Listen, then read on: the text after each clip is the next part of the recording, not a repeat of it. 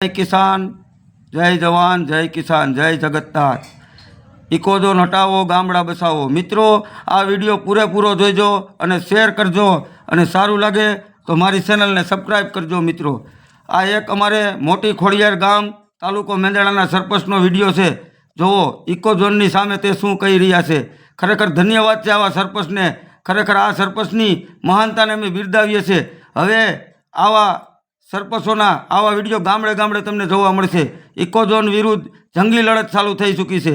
તો મિત્રો, આ વિડીયો પૂરેપૂરો જોઈજો અને મારી ચેનલને સબસ્ક્રાઈબ કરજો અને વિડીયો સારો લાગે ને તો મિત્રો શેર કરજો। હવે જોવો તમને વિડીયો આખો પૂરેપૂરો બતાવું છું। મુકેશભાઈ પરસોત્તમભાઈ કાછડિયા, મોટી ખોડિયાર ગામ મારું।